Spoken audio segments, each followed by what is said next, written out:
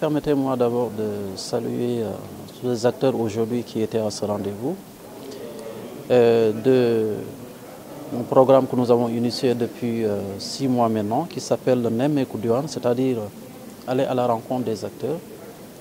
Mais ces rencontres également tournent autour des questions qui préoccupent les acteurs, mais également les administrateurs. Et c'était l'occasion également pour nous de partager les projets, les orientations que nous avons qui sont inscrits dans l'orientation de l'État actuel à travers le référentiel Sénégal Horizon 2050. C'est notre deuxième sortie après la sortie dans le delta du Saloum, dans le pôle centre, dont le Sine Saloum.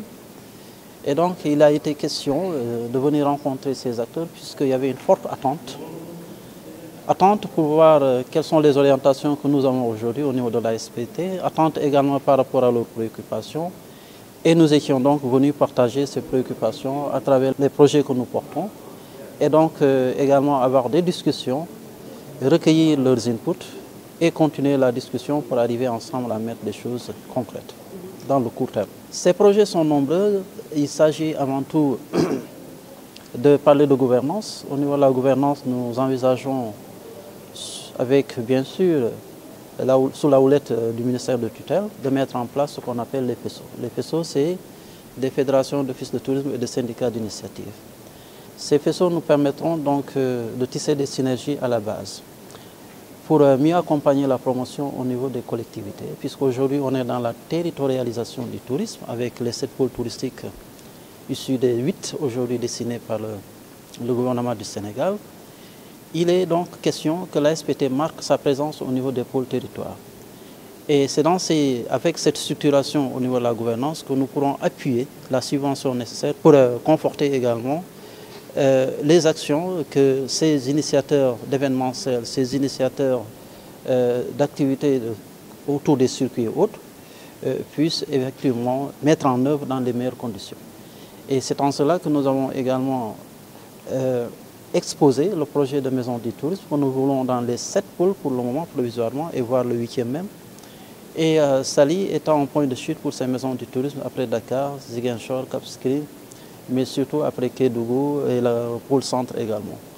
Donc ces projets ont été très bien accueillis parmi tant d'autres. Il y a également des circuits autour des fermes Pagro, il y a également les hôtels médicaux spécialisés que nous promouvons, mais que nous voulons partager également avec les acteurs. Mais il y a également le projet digital, puisqu'aujourd'hui également, si vous regardez très bien dans les préoccupations gouvernementales, le digital occupe une pole position.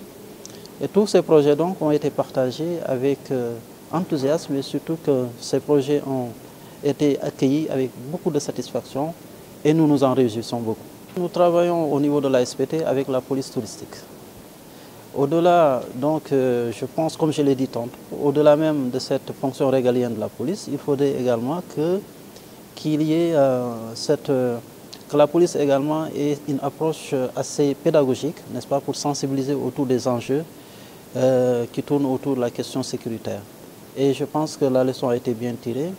Nous allons rendre compte aux autorités de tutelle, mais également de notre côté, nous allons appuyer, n'est-ce pas, davantage en moyens et surtout moyens financiers pour que la police touristique puisse également se déployer davantage. Oui, la destination est assez chère, tout le monde le dit, mais il faut savoir que cette cherté, il y a beaucoup de facteurs qui sont dedans.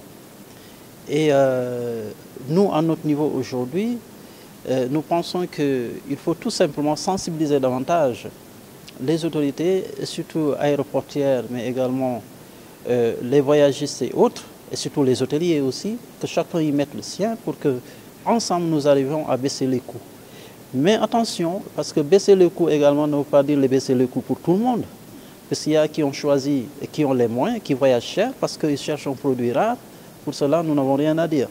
Mais maintenant, pour la petite hôtellerie, notamment le microtourisme, effectivement, et pour les gens qui voyagent parce que tout simplement, ils ont envie de découvrir avec un budget moyen, eh bien ces gens-là, je pense que nous pouvons envisager des actions promotionnelles allant dans le sens de rentabiliser certaines périodes de l'année en concertation bien sûr avec les hôteliers et toutes les parties prenantes. Tout d'abord, je tiens à remercier le directeur général de l'ASPT.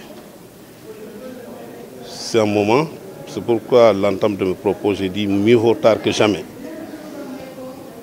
Je le salue, je le félicite pour son projet, ce qui a été exposé. Ça fait un bon bout de temps, nous n'avons pas rencontré une autorité dans la station, que ce soit autorité du ministre, mais aujourd'hui l'ASPT est venu nous rendre visite pour le pôle Thiès, Diourbel et surtout la station de Saly. Nous avons exposé nos préoccupations, considérant que la station de Saly, au-delà d'être la première station balnéaire du moins de l'Afrique de l'Ouest, est la station, le poumon de l'hôtel du Sénégal, du tourisme sénégalais. C'est pourquoi j'ai dit nous sommes très contents. On a lu les projets qui nous vont droit au cœur. Nous sommes là pour l'accompagner parce que pour nous, surtout pour moi, c'est un dénominateur commun, le tourisme sénégalais. On est assis sur la même branche, il faut qu'on l'accompagne. Et quelles sont vos attentes? Nos attentes, c'est de réussir. Et nous ferons tout pour réussir.